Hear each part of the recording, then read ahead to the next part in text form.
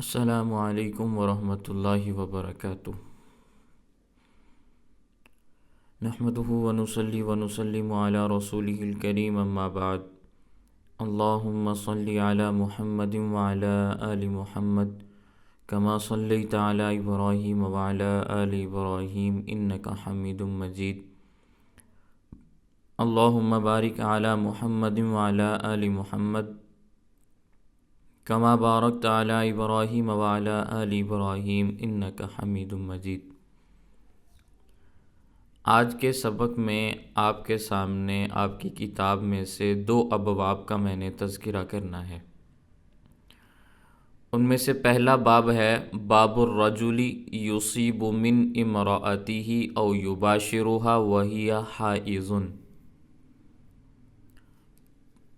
کہ مرد حیض کے دوران عورت سے مباشرت یا عورت کے قریب آ سکتا ہے یا نہیں، اس کے بارے میں باب ہے کہ مرد اپنی عورت کے پاس آئے اور اس سے مباشرت کرے، صحبت کرے، اور عورت حالت حیض میں ہو، کیا یہ جائز ہے یا ناجائز ہے، اس کے بارے میں آج آپ کے سامنے احادیث آئیں گی۔ پہلا باب ہمارا یہ والا ہے۔ اس پر حضرت امام محمد رحمہ اللہ نے امام مالک رحمہ اللہ کی 3 احادیث کو بیان کیا۔ امام مالک رحمہ اللہ کے حوالے سے 3 احادیث کو نقل کیا ہے، وہ آپ احادیث دیکھیں تو انشاءاللہ مسئلہ آپ کے سامنے واضح ہو جائے گا۔ پہلی روایت ہے اخبارنا مالک اخبارنا نافع ان عبید اللہ بن عبد اللہ بن عمر ارسل الى عائشة رضی اللہ تعالی عنہ يسألها هل يباشر الرجل امرأته وهي حائض فقالت لتشد إزارها على أسفلها ثم يباشرها إن شاء۔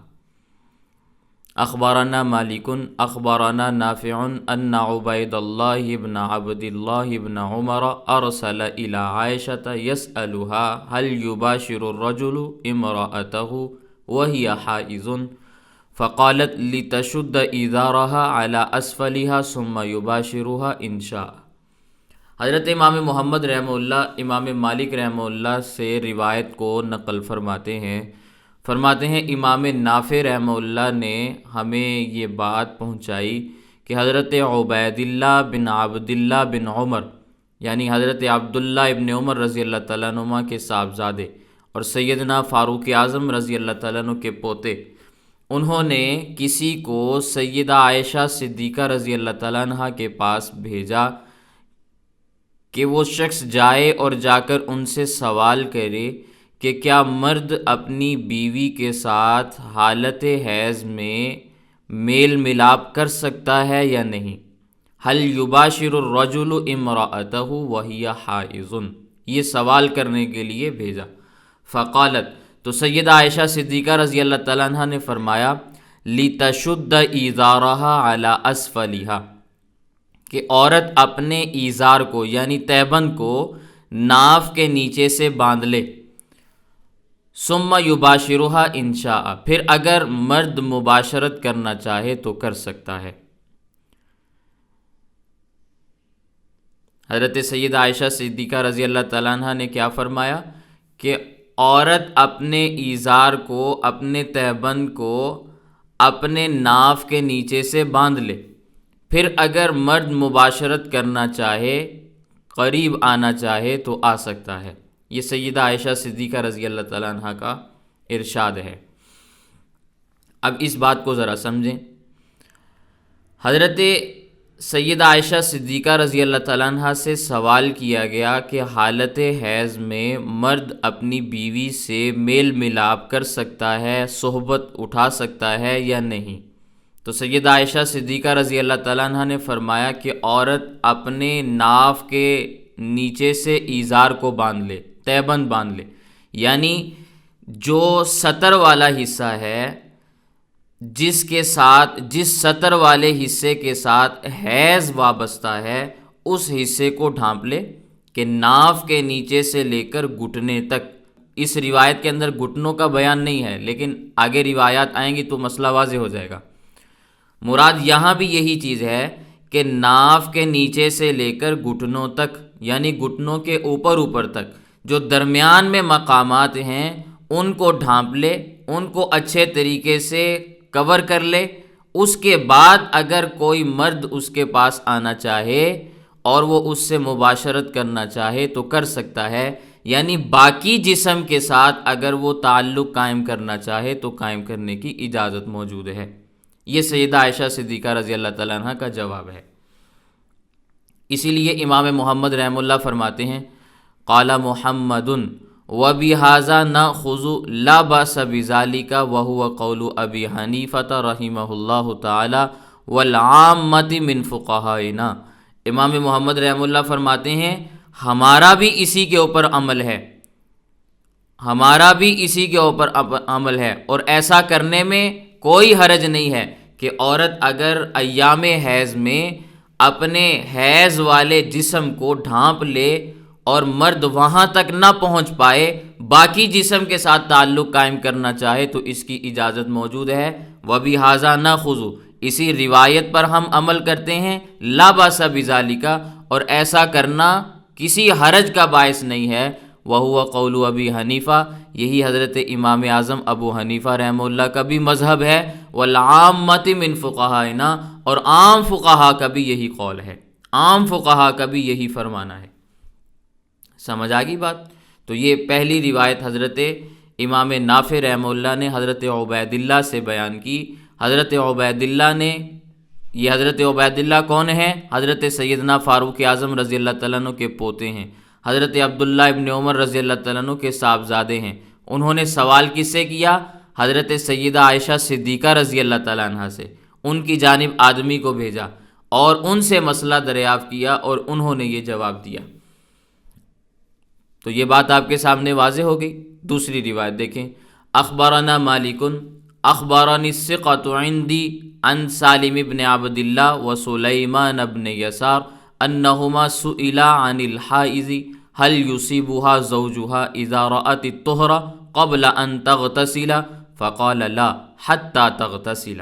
اخبرنا مالک اخبرنی الثقۃ عندی عن سالم بن عبد اللہ و سلیمان بن یسار انہما سئلا عن الحائض هل يصيبها زوجها اذا رأت الطهر قبل ان تغتسل فقال لا حتى تغتسل۔ امام مالک رحمہ اللہ فرماتے ہیں کہ ہمیں ایک معتبر اور ثقہ راوی نے یہ بات بیان کی، تذکرہ نہیں ہے اس کا لیکن بات بیان کی، معتبر بھی ہے اور ثقہ بھی ہے۔ انہوں نے یہ بات بیان کی کہ حضرت سالم بن عبداللہ، یعنی سالم بن عبداللہ بن عمر، حضرت سیدنا عمر رضی اللہ تعالیٰ عنہ کے پوتے، وہ سلیمان ابن یسار، فقہائے مدینہ میں سے 7 فقہا جو ہیں معروف و مشہور، ان میں سے حضرت سلیمان بن یسار ہیں، ان کا تعارف آپ کے سامنے آ چکا ہے۔ تو سلیمان بن یسار اور سالم بن عبداللہ دونوں تابعی ہیں۔ ان دونوں سے سوال کیا گیا عن الحائض، ایسی عورت کے بارے میں جو حالت حیض میں ہے، هل یصیبها زوجها، کیا اس کی جانب اس کا مرد متوجہ ہو سکتا ہے؟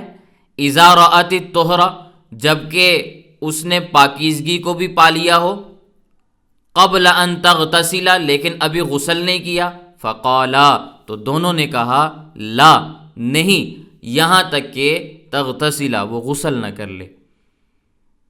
ترجمہ دوبارہ دیکھیں، حضرت امام مالک رحمہ اللہ فرماتے ہیں ہمیں ایک معتبر اور ثقہ راوی نے یہ بات بیان کی کہ حضرت سالم بن عبداللہ اور سلیمان بن یسار رحمہم اللہ تعالی، ان دونوں سے سوال کیا گیا کہ کیا آدمی اپنی بیوی سے جمع کر سکتا ہے جبکہ اس کا حیض آ کر ختم ہو گیا ہو لیکن ابھی اس نے غسل نہیں کیا؟ تو دونوں نے فرمایا کہ نہیں، غسل کرنے سے پہلے ایسا نہیں کر سکتے۔ سمجھ آ گئی؟ اب یہ روایت بھی اس بات کے اوپر دلالت کرتی ہے کہ حالت حیض میں جب تک عورت نے غسل نہ کیا ہو تو اس عورت سے جمع کرنا، صحبت اٹھانا، مباشرت کرنا، میل ملاپ کرنا جائز نہیں ہے۔ لیکن کس حصے سے جائز نہیں ہے اس کی آپ کے سامنے وضاحت پہلی روایت کے ضمن میں آ چکی ہے کہ ناف کے نیچے سے لے کر گھٹنوں کے اوپر تک یہ وہ حصہ ہے جس سے مباشرت جائز نہیں ہے حالت حیض میں، اس کے علاوہ باقی جسم سے میل ملاپ کرنے کی اجازت ہے، ٹھیک ہے۔ البتہ اسی روایت میں جو بات بیان کی گئی اذا رأت الطہر قبل ان تغتسل فقالا لا حتی تغتسل، کہ عورت نے پاکیزگی کو پا لیا ہے لیکن ابھی غسل نہیں کیا، اس کے بارے میں امام محمد رحمہ اللہ کیا فرماتے ہیں قال محمد وبہذا ناخذ لا تباشر حائض عندنا حتی تحل لها الصلاة او تجب علیہا وہو قول ابی حنیفہ رحمہ اللہ تعالی۔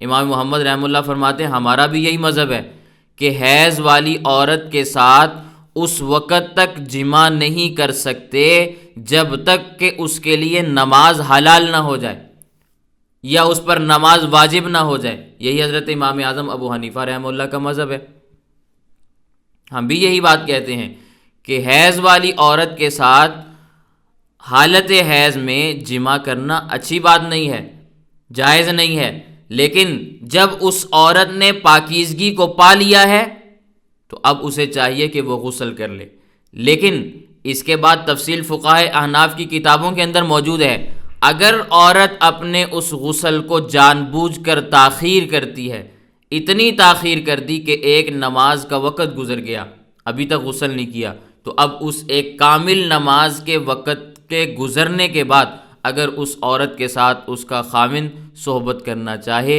مباشرت کرنا چاہے، تو اب اس کی اجازت موجود ہے، اب اس کے لیے کرنا حلال ہے، کیونکہ اس میں اب قصور مرد کا نہیں ہے، عورت کا ہے۔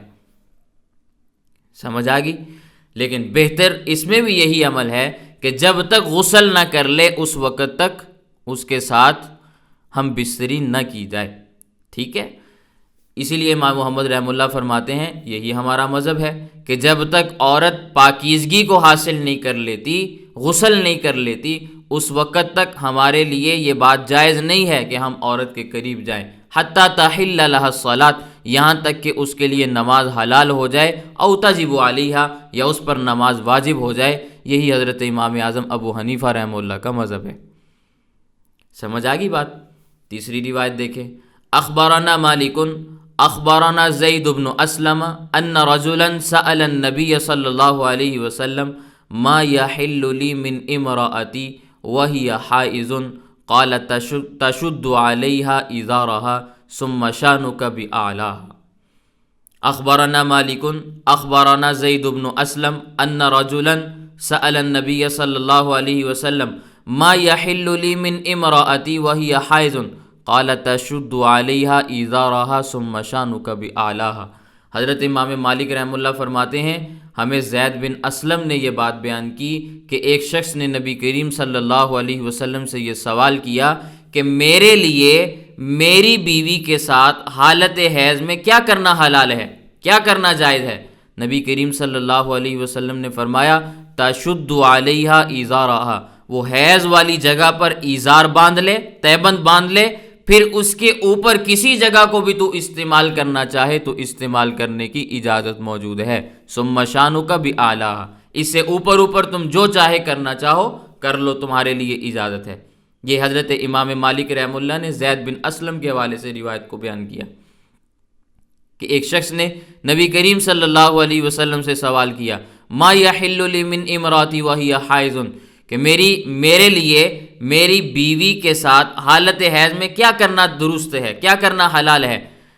تو فرمایا تشد علیہا ازارہا، اللہ کے نبی صلی اللہ علیہ وسلم فرماتے ہیں تمہاری عورت ایزار باندھ لے، تہبند باندھ لے اچھے طریقے سے، جو حیض والے مقامات ہیں وہ ڈھانپ لے، اس کے اوپر تو جس جگہ کو استعمال کرنا چاہے تمہارے لیے استعمال کرنے کی گنجائش موجود ہے۔ قال محمد، اسی لیے امام محمد رحمہ اللہ فرماتے ہیں ھذا قول ابی حنیفہ، یہی حضرت امام اعظم ابو حنیفہ رحمہ اللہ کا مذہب ہے۔ وقد جاء ما هو ارخص من هذا عن عائشہ رضی اللہ تعالی عنہا انہا قالت تجتنب شعار الدم وله ما سوى ذلك۔ امام محمد رحمہ اللہ فرماتے ہیں اس سے بھی زیادہ رخصت والی ایک حدیث ہے کہ سید عائشہ صدیقہ رضی اللہ تعالیٰ عنہ فرماتی ہیں خون آنے والی جگہ سے اجتناب کر اور اس کے علاوہ ہر جگہ کا استعمال تیرے لیے جائز ہے۔ یہ حضرت امام محمد رحمہ اللہ فرما رہے ہیں۔ اس سے بھی زیادہ رخصت سید عائشہ صدیقہ رضی اللہ تعالیٰ عنہ کی روایت کے اندر موجود ہے، جس میں واضح طور پر الفاظ موجود ہیں کہ صرف وہ مقامات جہاں سے خون آ رہا ہے، حیض آ رہا ہے، ان مقامات سے اجتناب کرو، اس کے علاوہ باقی ہر جگہ کا استعمال جائز ہے۔ یہ حضرت امام محمد رحمہ اللہ نے بات بیان کی۔ اب اگر آپ کے سامنے میں ان روایات کو بیان کروں جو حضرت عائشہ صدیقہ رضی اللہ تعالیٰ عنہ کی ہیں یا ان کے علاوہ دیگر ازواج مطہرات کی ہیں جن کی طرف امام محمد رحمہ اللہ نے اشارہ کیا، روایت بیان نہیں کی، اشارہ کیا ہے، تو آپ بخاری شریف کو اٹھائیں۔ بخاری شریف کے اندر روایت موجود ہے، عن عائشہ رضی اللہ تعالی عنہ قالت كانت احدانا اذا كانت حائضا فاراد رسول اللہ صلی اللہ علیہ وسلم ان يباشرها۔ حضرت عائشہ فرماتی ہیں جب ہم عورتوں میں سے یعنی ازواج مطہرات میں سے کوئی حالت حیض میں ہوتی اور نبی کریم صلی اللہ علیہ وسلم کا ان سے ملنے کا ارادہ ہوتا تو حکم فرماتے کہ حیض کے اس زمانے میں اپنے تہبند کو خوب اچھے طریقے سے باندھ لو، تو ہم پھر باندھ لیتے، پھر اس کے بعد اللہ کے نبی صلی اللہ علیہ وسلم صحبت اختیار کیا کرتے تھے۔ یہ بخاری شریف کی روایت ہے۔ اسی طرح حضرت میمونہ رضی اللہ تعالیٰ عنہ کی ایک روایت ہے، وہ مسلم کے اندر موجود ہے، عن میمونہ رضی اللہ تعالی عنہ قالت کان رسول اللہ صلی اللہ علیہ وسلم یباشر نساءہ فوق الازار وہو حیضہ۔ حضرت میمونہ رضی اللہ تعالیٰ عنہ فرماتی ہیں، ام المومنین ہیں، کہ نبی کریم صلی اللہ علیہ وسلم اپنی ازواج مطہرات سے حالت حیض میں چادر کے اوپر سے میلاب کیا کرتے تھے، ملاقات کیا کرتے تھے۔ یہ حضرت میمونہ رضی اللہ تعالیٰ عنہ کی روایت مسلم کے اندر موجود ہے۔ اسی طرح مشکات کے اندر حضرت معاذ رضی اللہ تعالیٰ عنہ کی ایک روایت ہے، قلت یا رسول اللہ ما یحل لی من امراتی وہی حائض قال ما فوق الازار والتعفف عن ذلك افضل۔ حضرت معاذ فرماتے ہیں میں نے اللہ کے نبی صلی اللہ علیہ وسلم سے پوچھا کہ میرے لیے میری بیوی کے حق میں حالت حیض میں میرے لیے کیا چیز حلال ہے؟ تو اللہ کے نبی صلی اللہ علیہ وسلم نے فرمایا تہبند کے اوپر حلال ہے اور اس سے بچنا، اس سے بچ جانا یہ افضل ہے، بہتر ہے کہ تم یہ کام نہ کرو، لیکن اگر کرنا چاہو تو تہبند کے اوپر سے یعنی اوپر کے جتنے مقامات ہیں ان سے نفع حاصل کرنا تمہارے لیے جائز ہے۔ تو حضرت امام محمد رحمہ اللہ نے جس روایت کی جانب اشارہ کیا میں نے وہ روایت بھی آپ کے سامنے بیان کی، اور اس کے علاوہ حضرت سیدہ میمونہ رضی اللہ تعالیٰ عنہ کی روایت کو بھی میں نے آپ کے سامنے بیان کر دیا، جس سے مسئلہ اچھے طریقے سے واضح ہو گیا۔ اور اسی طرح ایک روایت سنن ابی داود میں ہے، وہ بھی حضرت سیدہ عائشہ صدیقہ رضی اللہ تعالیٰ عنہ کی ہے، وہ فرماتی ہیں کان رسول اللہ صلی اللہ علیہ وسلم یأمر احدانا اذا كانت حائضا۔ حضرت عائشہ فرماتی ہیں کہ اللہ کے نبی صلی اللہ علیہ وسلم حالت حیض میں ہمیں حکم دیتے تھے کہ ہم اپنی چادروں کو اچھے طریقے سے باندھ لیں تاکہ ہم اپنے خاوند کے قریب ہو سکیں۔ یہ سنن ابی داود کے اندر روایت موجود ہے، سمجھ آ رہی ہے؟ تو یہ روایات میں نے آپ کے سامنے اس مقصد کے تحت بیان کی کہ مسئلہ بہتر طور پر آپ کے سامنے واضح ہو جائے کہ کسی بھی عورت کے لیے حالت حیض میں اپنے خاوند کے قریب جانا تبھی جائز ہو سکتا ہے جب اس نے اپنے ناف کے نیچے سے لے کر گھٹنوں کے اوپر تک کے مقامات کو محفوظ کر لیا ہو۔ اور اسی طرح اگر کوئی مرد اپنی بیوی کے پاس جانا چاہے تو ان مقامات سے جہاں سے خون بہتا ہے حالت حیض میں ان مقامات کا استعمال جائز نہیں ہے، اس کے علاوہ دیگر مقامات جتنے بھی ہیں ان کے استعمال کرنے کی گنجائش اور اجازت موجود ہے۔ تو یہ امام محمد رحمہ اللہ نے باب قائم کیا ہے، باب الرجل یصیب من امرأتہ او یباشرها وہی حائض، کہ مرد اپنی بیوی سے میل ملاپ کرے، مباشرت کرے، بیوی اس کی حالت حیض میں ہو تو ایسا کرنا جائز ہے یا ناجائز ہے، اس کے متعلق میں نے آپ کے سامنے احادیث کو بیان کر دیا ہے۔ ٹھیک ہے، اب دوسرا باب دیکھیں، دوسرا باب امام محمد رحمہ اللہ نے جو قائم کیا وہ ہے باب اذا التقى الختانان هل یجب الغسل، باب اذا التقى الختانان هل یجب الغسل۔ ختانان، دو ختنے، عمومی طور پر ہر بندہ سمجھتا ہے کہ بچے کی پیدائش کے بعد 7ویں دن اس کا ختنہ کیا جاتا ہے۔ ختان یہ اسی ختنے کی تثنیہ ہے، دو ختنے، ٹھیک ہے۔ مرد کی شرمگاہ بچہ ہو تو اس کی شرمگاہ کے اوپر ایک حصہ ہوتا ہے جس کو کاٹا جاتا ہے، اسی کو ختنہ کہا جاتا ہے۔ اسی طرح عورت کی شرمگاہ کے اوپر ایک باریک جھلی ہوتی ہے جس کو کاٹا جاتا ہے۔ عرب کے زمانے میں اس کو خفاز کہا جاتا ہے، ٹھیک ہے۔ لیکن چونکہ مردوں کی بات معاشرے کے اندر زیادہ طور پر غالب ہے، اس لیے عمومی طور پر اس کو بھی ختنہ کہہ دیا جاتا ہے، سمجھ آ رہی ہے۔ لیکن عرب کے معاشرے میں اس کو خفاز کہا جاتا تھا۔ خاتون کی بات ہو تو خفاز ہے، مرد کی بات ہو، بچے کی بات ہو، لڑکے کی بات ہو تو اسے ختنہ کہتے ہیں۔ لیکن ہمارے معاشرے میں مرد ہو یا عورت ہو، دونوں کے لیے ختنے کا لفظ استعمال ہوتا ہے، اس لیے حضرت امام محمد رحمہ اللہ نے بھی ختانان کا لفظ استعمال کیا، یعنی دو ختنے۔ مرد اور عورت کے ختنے والے مقامات آپس میں ملیں تو کیا غسل واجب ہوگا یا غسل واجب نہیں ہوگا، اس کے متعلق حضرت امام محمد رحمہ اللہ نے باب قائم کیا اور اسی کے متعلق احادیث کو بیان کیا۔ اب مسئلہ آپ ذہن نشین کر لیں کہ اگر مرد اور عورت آپس میں میل ملاپ کریں، مباشرت کریں، صحبت کریں اور انزال نہ ہوا ہو کسی ایک کا یا دونوں کا، یعنی منی کا خروج نہ ہوا ہو، تو کیا اس کے اوپر غسل واجب ہے یا غسل واجب نہیں ہے؟ مسئلہ یہ ہے، بات کو اچھے طریقے سے سمجھنا ہے۔ منی کا خروج نہیں ہوا تو پھر بھی غسل واجب ہے یا نہیں ہے؟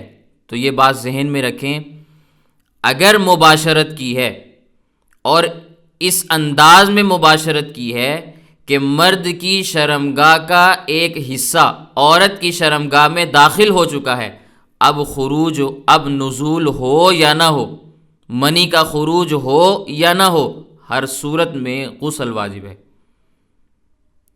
سمجھ آ رہی ہے؟ ہر صورت میں غسل واجب ہے، منی نکلے یا نہ نکلے غسل واجب ہو گیا، یہ مسئلہ ہے۔ اسی کے متعلق یہاں پر روایات آپ کے سامنے آ رہی ہیں۔ روایت دیکھیں، اخبرنا مالک حدثنا الزہری عن سعید بن المسیب ان عمر وعثمان وعائشة رضی اللہ تعالی عنہما وعنہم كانوا یقولون اذا مس الختان الختان فقد وجب الغسل، اذا مس الختان الختان فقد وجب الغسل۔ امام مالک رحمہ اللہ فرماتے ہیں، امام زہری رحمہ اللہ نے ہمیں یہ بات بیان کی کہ حضرت سعید بن المسیب رحمہ اللہ فرمایا کرتے تھے کہ بے شک حضرت سیدنا فاروق اعظم رضی اللہ تعالیٰ عنہ، حضرت سیدنا عثمان غنی رضی اللہ تعالیٰ عنہ، ام المومنین حضرت سیدہ عائشہ صدیقہ رضی اللہ تعالیٰ عنہ، وہ فرمایا کرتی تھیں اذا مس الختان الختان، جب مرد اور عورت کی دونوں شرمگاہیں آپس میں مل جائیں، فقد وجب الغسل، تو غسل واجب ہو گیا، تو غسل واجب ہو گیا۔ جب مرد اور عورت کی شرمگاہ آپس میں مل گئی تو غسل واجب ہو گیا، نزول ہو یا نہ ہو اس سے کوئی مطلب نہیں ہے، سمجھ آ گئی؟ دوسری روایت دیکھیں، اخبرنا مالک اخبرنا ابو النضر مولا عمر بن عبید اللہ عن ابی سلمہ بن عبد الرحمن انہ سأل عائشة رضی اللہ تعالی عنہ ما یوجب الغسل فقالت اتدری ما مثلک یا ابا سلمہ مثل الفروخ یسمع الدیکة تصرخ فیصرخ معها اذا جاوز الختان الختان فقد وجب الغسل۔ اخبرنا مالک اخبرنا ابو النضر مولا عمر بن عبید اللہ عن ابی سلمہ بن عبد الرحمن انہ سأل عائشة رضی اللہ تعالی عنہ ما یجب الغسل فقالت اتدری ما مثلک یا ابا سلمہ مثل الفروخ یسمع الدیکۃ تصرخ فیصرخ معها اذا جاوز الختان الختان فقد وجب الغسل۔ امام مالک رحمہ اللہ فرماتے ہیں کہ انہوں نے ابو النضر سے یہ روایت سنی جو حضرت عمر بن عبید اللہ کے آزاد کردہ غلام ہیں۔ انہوں نے ابو سلمہ بن عبد الرحمن کے حوالے سے یہ روایت بیان کی کہ انہوں نے سیدہ عائشہ صدیقہ رضی اللہ تعالیٰ عنہ سے سوال کیا کہ کون سی چیزیں ہیں جو غسل کو واجب کر دیتی ہیں، ما یوجب الغسل، کون سی چیزیں ہیں جو غسل کو واجب کرتی ہیں؟ تو حضرت سیدہ عائشہ صدیقہ رضی اللہ تعالیٰ عنہ فرماتی ہیں اتدری ما مثلک یا ابا سلمہ، اے ابو سلمہ تم اپنی مثال جانتے ہو، تمہاری مثال کس طرح کے آدمی جیسی ہے، تم اپنی مثال سے واقف ہو؟ مثل الفروخ، تمہاری مثال اس مرغی کے چوزوں جیسی ہے، مرغی کے چوزوں جیسی ہے جو مرغی کو چیختا ہوا دیکھتے ہیں تو وہ بھی چیخنا شروع کر دیتے ہیں، جو مرغی کو چیختا ہوا دیکھتے ہیں تو وہ بھی چیخنا شروع کر دیتے ہیں۔ اذا جاوز الختان الختان فقد وجب الغسل، یاد رکھو جب مرد کی شرمگاہ عورت کی شرمگاہ سے گزر جائے تو غسل واجب ہو گیا۔ مسئلہ بھی بیان کر دیا اور حضرت ابو سلمہ کی ٹھکائی بھی کر دی۔ دونوں معاملات اس حدیث پاک کے اندر آپ کے سامنے ہیں۔ معاملہ یہ تھا کہ حضرت ابو سلمہ بن عبد الرحمن جن کا اس روایت میں تذکرہ ہے وہ بھی بچے تھے، چھوٹے تھے، تو حضرت سیدہ عائشہ نے ان کو ڈانٹا نہیں ہے، ان کی بے عزتی نہیں کی، بلکہ ان کو کہا بھائی چوزے سے تم ہو، چھوٹی سی عمر کے تم ہو اور مسئلے بڑے بڑے دریافت کر رہے ہو، تم پہلے اپنی حالت تو دیکھو، پہلے بڑے تو ہو جاؤ پھر بڑوں والے سوال کرنا۔ تمہاری مثال اس مرغی کے چوزوں جیسی ہے جو چوزے چھوٹے ہوتے ہیں لیکن بڑی مرغی کو چیختا ہوا دیکھتے ہیں تو وہ بھی ساتھ چیخنا شروع کر دیتے ہیں، لوگ سوال کرتے ہیں تو تم بھی سوال لے کر میرے پاس آ جاتے ہو، ذرا یہ تو دیکھا کرو کہ تمہاری عمر بھی ہوئی ہے یہ سوال پوچھنے کی کہ نہیں۔ یہ حضرت عائشہ فرمانا چاہ رہی ہیں، بات سمجھ میں آئی؟ تو حضرت ابو سلمہ رضی اللہ تعالیٰ حضرت ابو سلمہ رحمہ اللہ تعالیٰ کی اصلاح کی ہے، بچے تھے، ان کی صحبت میں آتے جاتے تھے، ان سے علم سیکھتے تھے، تو جو بچے صحبت میں ہوں، جو علم سیکھنے کے لیے آتے ہوں، ان کو اس طرح کا جملہ کہہ دینا یا ان کی اصلاح کر دینا کوئی غلط بات نہیں ہے۔ تو حضرت عائشہ صدیقہ رضی اللہ تعالیٰ ان کو ڈانٹا نہیں ہے بلکہ ان کی اصلاح کی ہے کہ اپنی عمر کے مطابق سوال پوچھا کرو، لیکن پھر ساتھ مسئلے کی وضاحت بھی کر دی۔ اذا جاوز الختان الختان فقد وجب الغسل، کہ جب مرد کی شرمگاہ عورت کی شرمگاہ کے ساتھ مل جائے تو غسل واجب ہو گیا، یعنی ختنے کا مقام ختنہ سے مل جائے تو غسل واجب ہو گیا۔ اب یہ ضروری نہیں ہے کہ غسل نزول ہوا ہو منی کا یا نہ ہوا ہو، خروج ہوا ہو یا نہ ہوا ہو، اس سے کوئی مطلب نہیں، ختنے کے مقامات مل گئے تو غسل واجب ہو گیا۔ تو یہ روایت سمجھ میں آ گئی۔ اگلی روایت دیکھیں، اخبارنا مالک اخبارنا یحیی بن سعید ان عبد اللہ بن کعب مولا عثمان بن عفان ان محمود بن لبید سأل زید بن ثابت ان الرجل یصیب اہلہ ثم یکسل فقال زید بن ثابت یغتسل فقال له محمود بن لبید فإن ابی بن کعب لا یری الغسل فقال زید بن ثابت نزع قبل ان یموت۔ اخبارنا مالک اخبارنا یحیی بن سعید عن عبد اللہ بن کعب مولا عثمان بن عفان ان محمود بن لبید سأل زید بن ثابت رضی اللہ تعالی عنہما وعنہم عن الرجل یصیب اہلہ ثم یکسل فقال زید بن ثابت یغتسل فقال له محمود بن لبید فإن ابی بن کعب رضی اللہ تعالی عنہ لا یری الغسل فقال زید بن ثابت نزع قبل ان یموت۔